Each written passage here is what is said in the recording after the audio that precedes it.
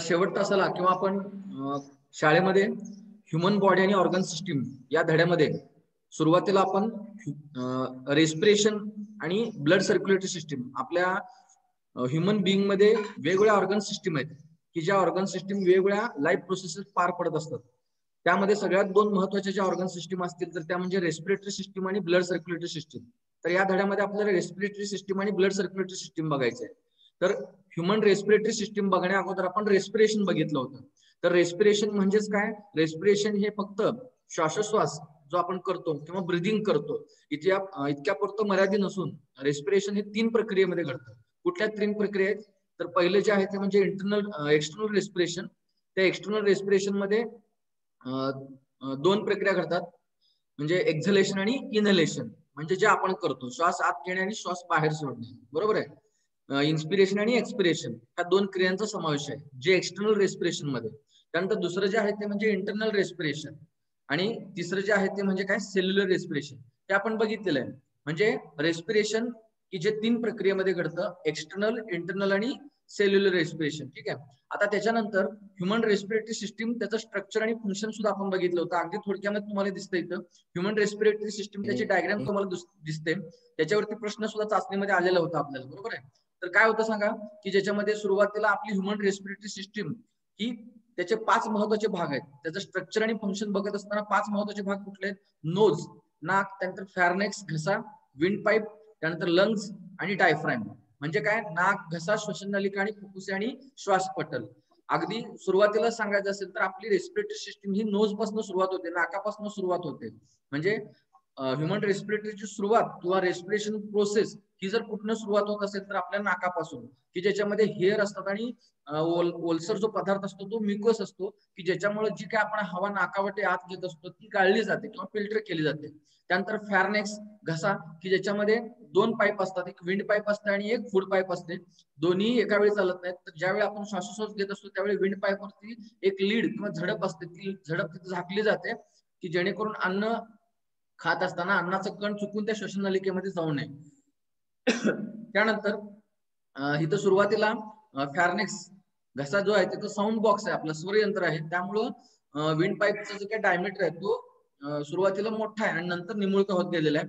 नंतर ही जी wind pipe आहे ती 2 लंग्स मध्ये, म्हणजे लंग्स जे आहेत म्हणजे त्याचा लेफ्ट साइड असेल आणि त्याची राईट साइड असेल, याच्यामध्ये फांद्यासारखी पसरलेले आहे, जसं ब्रांचेस असतात त्या पद्धतीने तिथे तुम्हाला दिसतील, बरोबर आहे.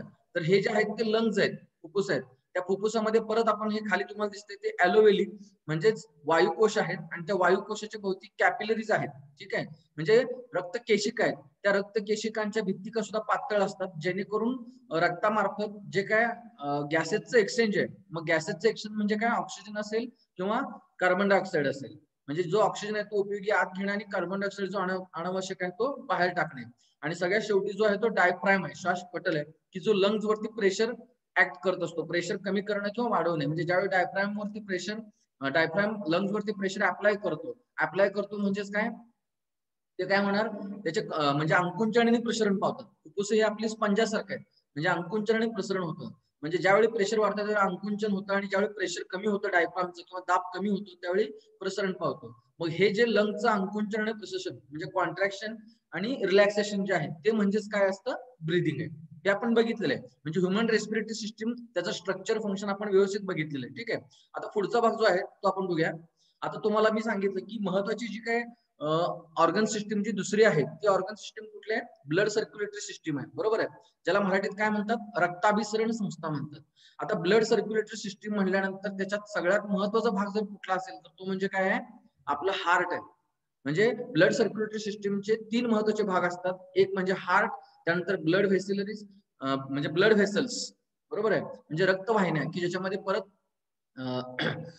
धमन्या आणि शिरा जे आपण म्हणतो म्हणजे आर्टरीज आणि व्हेन हे त्याचे 2 प्रकार पडतात. मग 2 महत्वाचे भाग जर कुठले असतील तर त्यामध्ये हार्ट आणि ब्लड व्हेसल्स आहेत.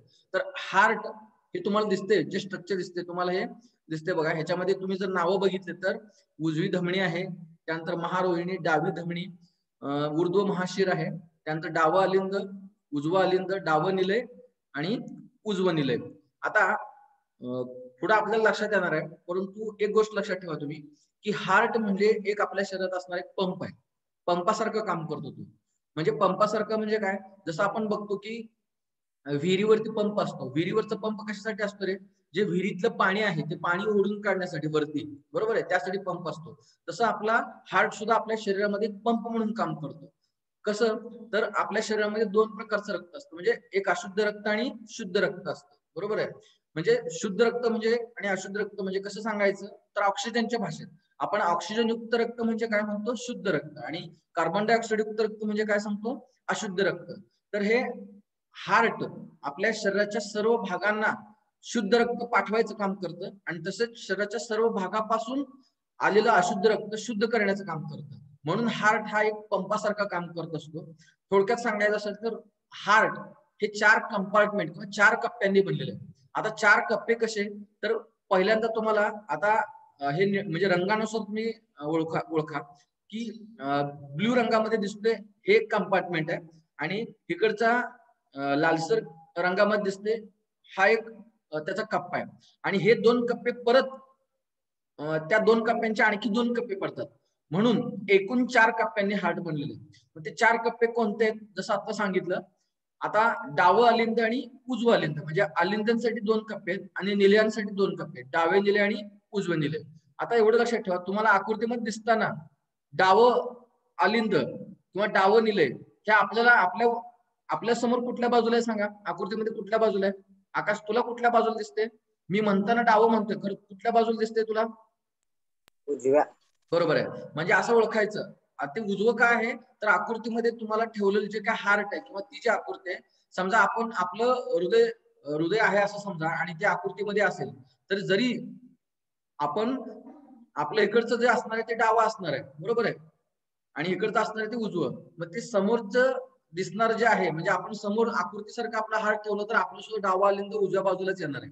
म्हणजे आपल्याला दिसताना ते उजव्या बाजूला दिसतं, परंतु म्हणून तुम्ही आकृती काढायला सांगितली तुम्हाला, तर आकृती काढताना तुम्हाला तुमचं उजवं आहे म्हणून उजवं लिहायचं नाही. तर बरोबर काय करायचं, आपण उजव्या बाजूला नाव देताना डावं अलिंद आणि डावं लिहिणं म्हणायचं, आणि डाव्या बाजूला नाव लिहिताना काय करायचं, उजवं अलिंद आणि उजवं निलय. आता हे जे काही 4 कंपार्टमेंट्स आहेत त्याला बघा, अलिंदला काय म्हणतात, ऍट्रियम, आणि निलयाला काय म्हणतात, व्हेंट्रिकल. मग left atrium, left ventricle, right ऍट्रियम आणि राईट व्हेंट्रिकल. म्हणजे हार्ट हे 4 कप्प्यांनी बनले, ते एवढं लक्षात ठेवा. आकृती तुम्हाला लक्षात येईल. ह्याच्यामध्ये धमनी आहेत. धमनी म्हणजेच काय, आर्टरीज आणि व्हेन आपण बघितलेलं आहे. म्हणजे धमण्या आणि शिरा. धमण्या काय करतात, शुद्ध रक्त पाठवतात हृदयापासून शरीराच्या सर्व भागापर्यंत, आणि व्हेन म्हणजे शिरा काय करतात, शरीराच्या सर्व भागापासून हृदयापर्यंत अशुद्ध रक्त पोचवायचं काम करतात. तर ह्या आकृत्या तुम्हाला पुस्तकात सुद्धा बघता येतील. तुम्ही आकृती सराव म्हणून काढायची आहे. म्हणजे जरी तुम्हाला परीक्षेत आकृती विचारली जात नाही, तुम्हाला आकृती दिली जाईल आणि त्यांना नॉमेनक्लेचर किंवा नावं लिहायला सांगितली जातील. त्यामुळे आकृती आपल्याला सराव असले पाहिजे आकृतीचा. त्या आकृती तुम्ही वहीत काढून ठेवायचे. तुम्हाला पाहिजे त्या पद्धतीने व्यवस्थित त्याला रंग द्या, म्हणजे आपल्याला ओळखता येतील. फक्त एवढं लक्षात ठेवा की हार्ट म्हटल्यानंतर हार्ट हे 4 कप्प्यांनी किंवा कंपार्टमेंटनी बनलेलं आहे, की ज्याच्यामध्ये 4 कंपार्टमेंट कुठले आहेत, एक left atrium, left ventricle, right atrium, right ventricle. म्हणजेच काय, डावे अलिंद, डावे निलय, उजवा अलिंद, उजवा निलय. ठीक आहे. त्यानंतर आणखी काय सांगितली होती माहिती तुम्हाला बघा, हार्ट हे आपल्या डाव्या हाताची जी काही मूठ आहे, म्हणजे त्या मुठीत का प्रत्येकाच्या हार्टचा आकार असतो. म्हणजे ही जी आपली डावी मूठ आहे, डाव्या हाताचा मूठ असेल, त्या मुठीचा जेवढा आकार होतो तेवढा आपला हृदय असतं. साधारणतः 360 ग्रॅम पर्यंत त्याचं वजन असतं. किती ग्रॅम वजन असतं? 360 ग्रॅम. ही माहिती तुम्हाला थोडक्यात मी अगोदर सांगितलेली आहे. तर पुढचा भाग बघूया. बघा, जसं मी सांगितलं, it is present behind the ribs between 2 lungs and slightly inclined on left side. म्हणजे जी काय आपली छातीचा जो पिंजरा आहे, त्या छातीच्या पिंजऱ्यामध्ये जवळजवळ मध्यभागी हृदय असतं. ते बरगड्यांमध्ये दोन्ही फुफ्फुसांच्या आणि थोडेसे त्याच्या डाव्या बाजूला कललेलं असतं. त्यानंतर size of our heart is equal to 1 spoon fist and its weight is about 360 gram. जसं मी सांगितलं की आपल्या हृदयाचा आकार आपल्या मुठी एवढा असतो, वजन साधारणपणे 360 ग्रॅम इतकं असतं. त्यानंतर it is covered by a double layered peritoneal membrane. म्हणजेच काय, आपल्या हृदयाभोवती म्हणजे द्विस्तरीय डबल लेयर्ड हृदयावरण असते. Due to which heart is protected from friction and mechanical shocks. Sorry, त्याच्या अगोदर बघा, a fluid is present between 2 membranes. आणि हे जे द्विस्तरीय आवरण आहे त्याच्यामध्ये द्रवरूप पदार्थ असतो. ज्याच्यामुळं सहजपणे ते हार्ट आपलं त्यामध्ये फिरत असतं कसंही. म्हणजे थोडक्यात जर एकाच ठिकाणी घट्ट असतं तर एखादा कुठलाही त्याच्यावरती शॉक किंवा पडल्यानंतर वगैरे ते त्याला इजा पोहोचू शकते. त्यामुळं हे जे काही द्रव आहे fluid is present between two membranes due to which heart is protected from friction and mechanical shocks. बघा या हृदयावरणाच्या दोन थरामध्ये द्रवरूप पदार्थ असतो, त्यामुळे घर्षणापासून व धक्क्यापासून हार्टचं आपलं संरक्षण होतं. म्हणजे जे काय लेअर आहेत त्या लेअर मध्ये ते कसं वाटत असं फिरतं, म्हणजे कुठेही त्याचं घर्षण होत नाही किंवा घासलं जात नाही. त्यानंतर human heart is muscular organ, म्हणजे स्नायूमय अवयव, मासल असा अवयव येतो. म्हणजे त्याच्यामध्ये कुठेही बोन किंवा हाड नाही आहेत त्याच्यामध्ये, तो एक स्नायूमय मासल असा अवयव आहे. त्यानंतर it is made up of A इनव्हॉलंटरी cardiac muscles, अनैच्छिक स्नायूंच्या पासून बनलेला आहे. आता दोन प्रकारचे स्नायू असतात, ऐच्छिक आणि अनैच्छिक. आता अनैच्छिक का म्हणले बघा, आपल्या शरीराचे असे काही अवयव आहेत की ज्या अवयवांचं कंट्रोल आपण आपल्या मनानुसार करू शकतो, आपल्या इच्छाशक्तीनुसार करू शकतो. समजा तुम्हाला हात पाय हलवायचे तर तुम्ही ज्यावेळी ठरवाल त्यावेळी तुम्ही हलवणार. समजा मला आता हात हलवायचा आहे तर मला ठरवलेलं आहे, किंवा पाय हलवायचे असतील किंवा चालायचं आहे मला, तर मी माझ्या मनानुसार ते कार्य करू शकतो. परंतु आपल्या शरीरामध्ये काही ऑर्गन असे आहेत की जे आपल्या इच्छेनुसार नाहीत, तर ते स्वतः काम करत असतात. जसं हार्ट, म्हणजे हार्टबीट असेल, बरोबर आहे, किंवा रेस्पिरेशन असेल, ते स्वतः आपोआप चाललेलं आहे, बरोबर आहे. म्हणजेच काय की ते अनैच्छिक असतात, म्हणजे त्याच्यावर आपला कुठलाही कंट्रोल नसतो. म्हणून अशा त्या स्नायूंनी बनलेल्या आहेत, अनैच्छिक अशा स्नायूंनी ते बनलेले आहेत. त्यानंतर they contract and relax with a definite rhythm, this is called as beating of heart. म्हणजे जसं मी सांगितलं, हार्टचं कॉन्ट्रॅक्शन आणि रिलॅक्सेशन म्हणजे अंकुंचन आणि प्रसरण पावसात पंपासारखं काम करतं. म्हणजे हार्टबीट कशाला म्हणतात, त्याचं कॉन्ट्रॅक्शन आणि रिलॅक्सेशन जे होतं, एकदा कॉन्ट्रॅक्शन आणि एकदा रिलॅक्शन झालं की एक हार्टबीट झालं असं आपल्याला म्हणता येईल. म्हणजे हृदयाचे ठोके त्याच्यामुळे त्याचं अंकुंचन आणि शिथिलीकरण एका निश्चित तालात होत असते, यालाच हृदयाचं स्पंदन किंवा हार्टबीट आपण म्हणतो. त्यानंतर internally heart is divided into left and right compartments. बघा मी सांगितलं मगाशी आकृतीमध्ये, आकृती आपल्या डोळ्यासमोर होती, आणखी एकदा बघा.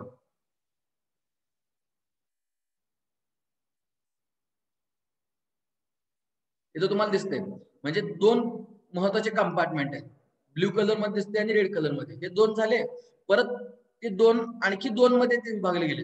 असे 1 2 3 4 कंपार्टमेंटनं हार्ट बनलेलं आहे. म्हणून काय म्हणले बा, internally heart is divided into left and right compartment by a vertical partition. उभ्या एका विभाजनानं दोन भागामध्ये ते विभागले गेलेले आहे. Each of those compartments is again divided into 2 chambers. परत ते दोन कंपार्टमेंट आणखी 2 चेंबर्स मध्ये विभागलेले आहेत. तसं सगळे मिळून thus in all heart consist of 4 chambers. म्हणजे हृदयामध्ये एकूण किती कंपार्टमेंट्स आहेत, मग 4 कंपार्टमेंट्स आहेत किंवा 4 चेंबरने बनलेले आहेत. त्यामध्ये upper chambers are called as atria, अनेक वचन आहे, आणि सिंगल असेल तर काय ऍट्रियम. म्हणजेच कुठलं सांगा, लेफ्ट ऍट्रियम, राईट ऍट्रियम. आणि खालचे दोन चेंबर्स कुठले आहेत, व्हेंट्रिकल्स, राईट व्हेंट्रिकल्स आणि लेफ्ट व्हेंट्रिकल्स. म्हणजे मराठीत काय सांगा, उजवा अलिंद डावं अलिंद, उजवं निलय डावं निलय. म्हणजे ऍट्रियमला काय म्हणतात, अलिंद, आणि व्हेंट्रिकल्सला काय म्हणायचं, निलीय. असं हार्ट आपलं 4 कंपार्टमेंट म्हणलेलं आहे. कोकाटे सांग बरं, कोकाटे सुद्धा बसलाय बा हिरेमेट पशी आज, सांग.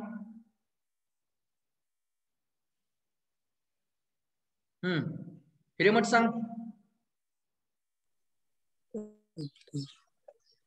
हार्ट आपलं किती कप्प्यांनी बनलेलं आहे, 4. बरोबर 4 कप्प्यांनी. कुठले 4. मराठीत नाव काय सांग, उजवा लिंद आणि डावा लिंद.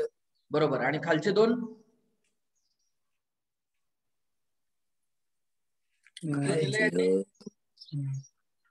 सांग, बरोबर आहे, उजवं निलय आणि उजवं निलय आणि डावं निलय. उजवं निलय आणि डावं निलय.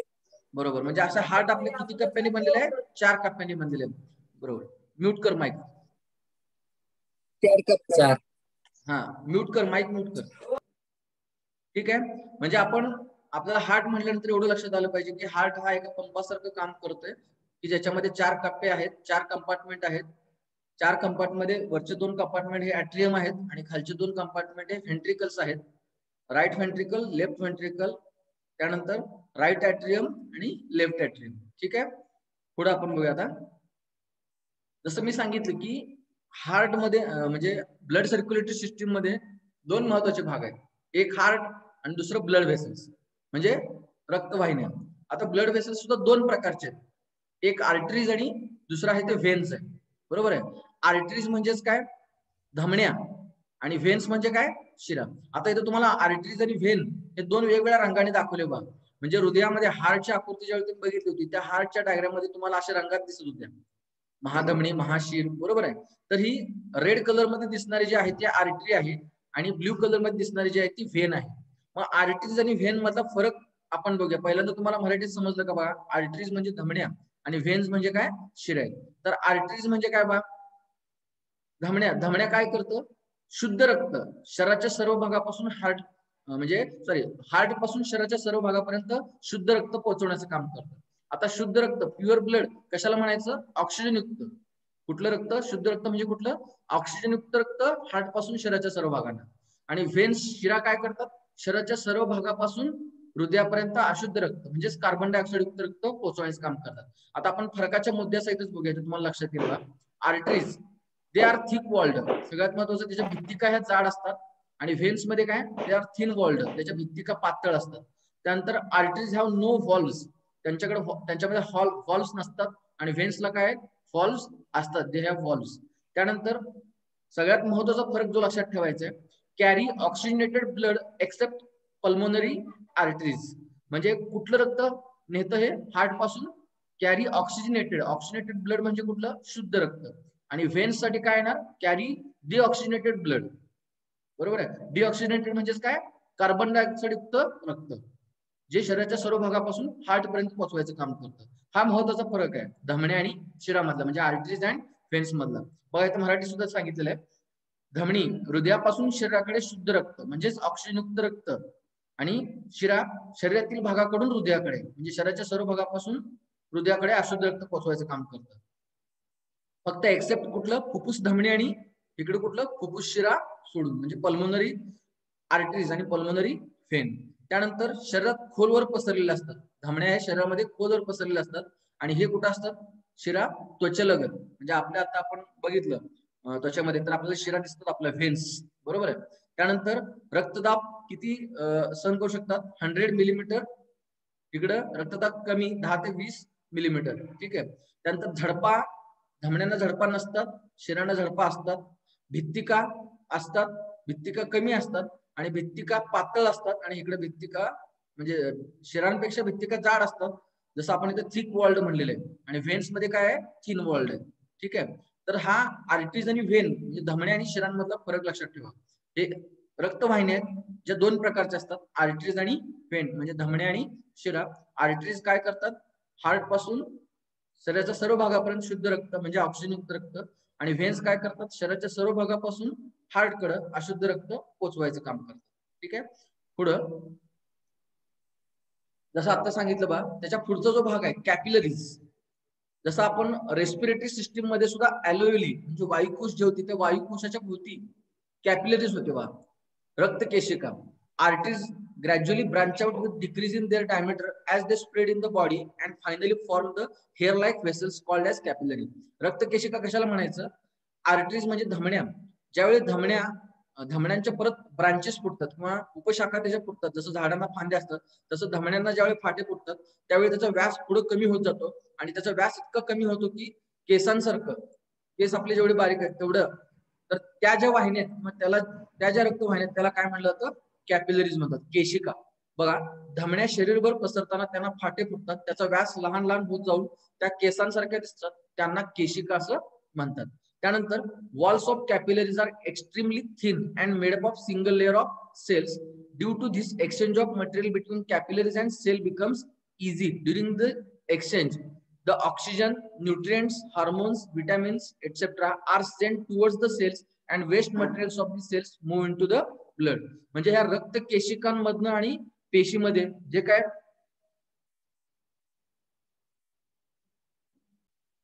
बघा, कॅपिलरीज किंवा केशिका ह्या महत्वाच्या काय आहेत, कारण केशिकांच्या माध्यमातूनच जे काय आपण अन्न खाल्लेलं असतं त्यामध्ये पचलेलं अन्न असेल किंवा जे इतर घटक आहेत ज्यामध्ये बघा ऑक्सिजन, न्यूट्रिएंट्स, हार्मोन्स, विटामिन्स हे सगळं त्याचं एक्सचेंज जे होतं सेल आणि कॅपिलरीज हे ब्लडच्या मार्फत होत असतं. म्हणून ब्लड मधनच हे सगळे घटक शरीराच्या सर्व ऑर्गन्स मध्ये किंवा इतर भागांमध्ये शोषले जात असतात.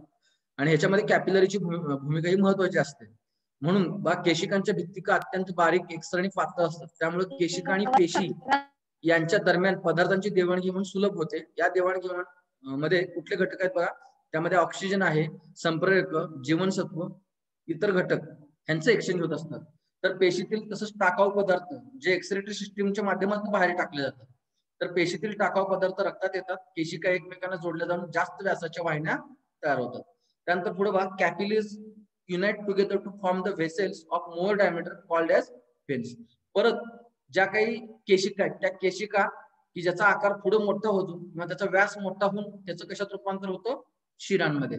Capillary network is present in each organ. त्यांनाच आपण शिरा म्हणतो. प्रत्येक अवयवांमध्ये केशवाहिन्यांचं जाळं पसरलेलं असतं. म्हणजे केशिका व केशवाहिन्या ज्या आहेत ज्याला कॅपिलरीज म्हणतात त्याची माहिती आपण इथं बघितली.